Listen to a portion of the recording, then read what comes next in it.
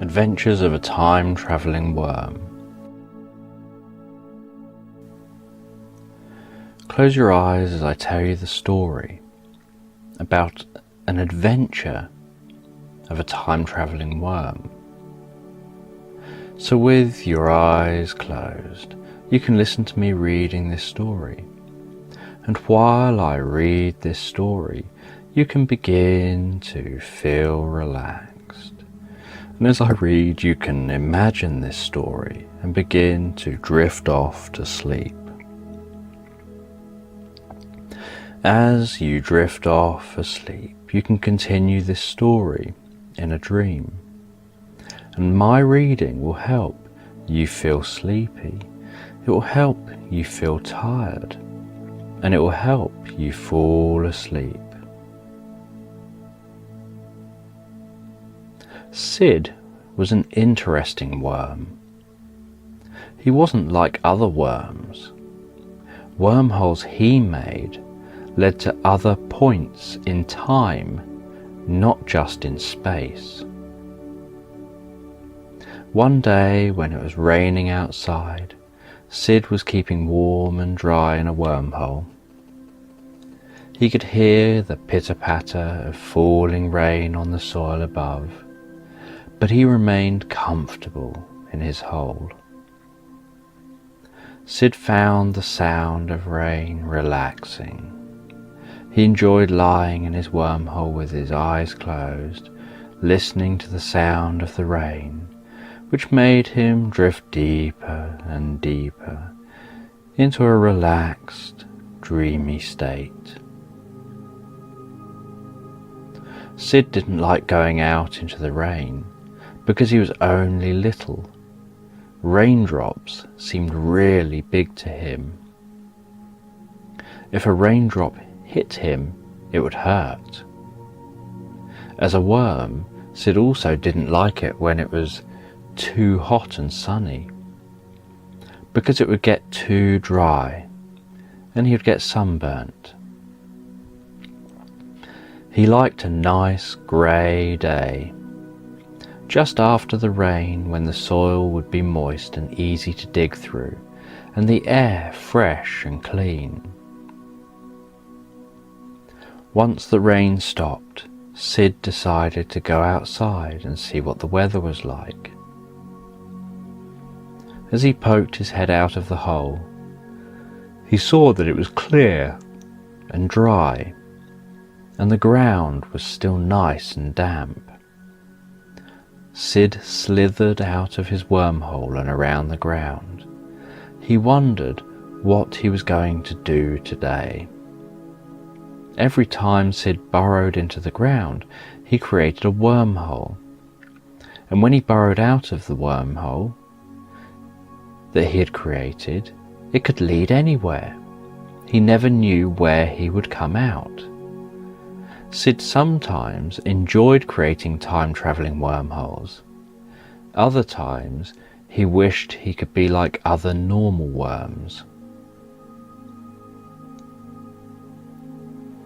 Sid burrowed into the ground, and the deeper he went, the darker it got. He continued burrowing deeper and deeper. Then, after digging deep into the ground, Sid turned upwards again and began to dig up to the surface. It was always a scary and exciting experience, not knowing what he would discover when he reached the surface. As Sid approached the surface, he could hear the sound of hundreds of fast-moving footsteps. It sounded like a stampede. When Sid poked his head out of the wormhole, he saw hundreds of horses galloping around with cowboys on them. It looked like Sid had appeared in the Wild West. Sid didn't like the Wild West. It was too dry. He wanted to get out of here. Just as he went to turn and head back to where he'd come from, he saw a big black bird trying to grab a worm from the ground. The other worm was trying to hide from the bird. but it wasn't going to be able to hide for long. Sid knew that he had to do something, but he didn't know what.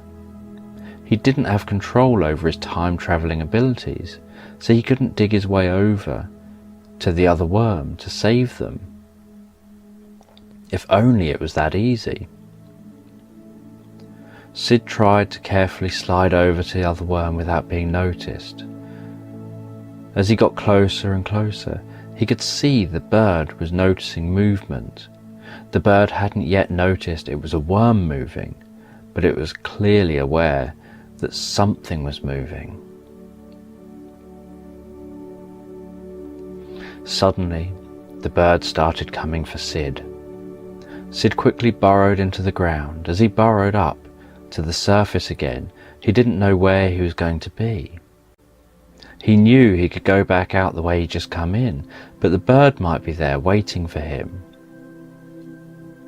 He burrowed up to the surface, and as he approached the surface, he listened closely to try to find out where he was. He couldn't hear any noise. As he poked his head out of the wormhole and looked around, he saw men in ninja suits creeping around. Sid thought to himself, I wish I had the skills of a ninja, then I could save that other worm. Sid watched as the ninja silently moved past and disappeared into the shadows. He began burrowing again.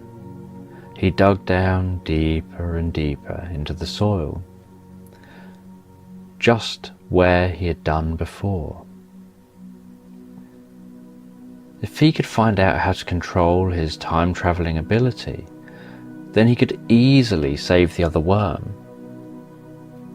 He wondered if digging deeper or shallower could change where he travelled in time. When Sid dug back up to the surface this time, he found himself in a futuristic world. Cars didn't have wheels, they hovered off the ground. They also drove themselves. There were tall towers as tall as the sky, stretching all the way up into the clouds. And there were lots of plants and animals. Sid had travelled 200 years into the future. In this time, robots did most of the work. It seemed, and people got to spend all their time having fun and playing. The people loved spending time out in nature.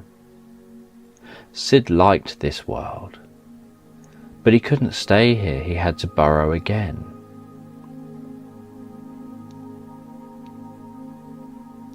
Sid burrowed down again, digging deeper and deeper, before tunnelling back up to the surface. This time he came out in the middle of a carnival. There was coloured string and confetti everywhere. This gave Sid an idea. He decided to get some of the coloured string and take it back with him to the Wild West. Sid went back down the hole he had just come out of, where he'd popped out in the future. He then went over to the other hole he'd come out of, where he'd seen the ninjas.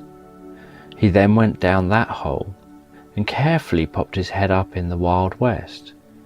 He pushed the coloured string out in front of him. As he was pushing the string out, the bird's beak grabbed it. The bird was clearly distracted by the string, trying to work out what it was.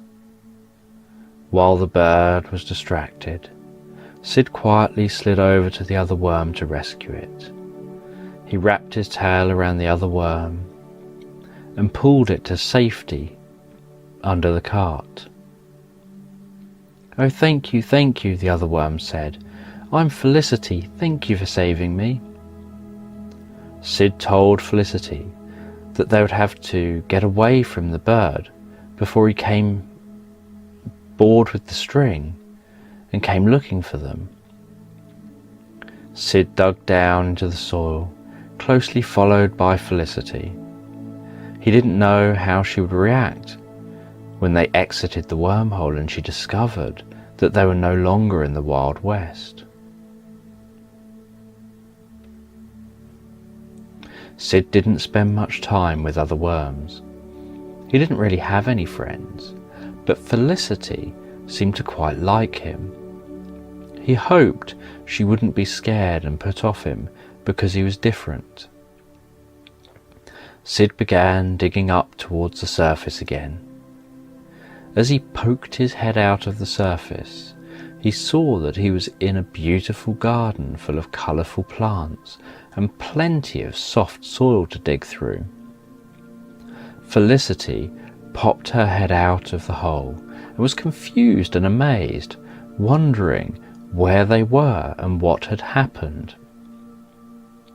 Sid explained about being a time-travelling worm that could dig wormholes. Felicity didn't seem bothered by this at all. She still wanted to be with Sid. She said they could stay living in this beautiful garden together. Sid said he didn't think that was possible because he never knew where his wormholes would go. Felicity told him that she could make all the wormholes for them to live in, and he could make wormholes to different places, and they would always have this garden to come back to. Sid was happy with this, and the two of them lived in the garden happily ever after.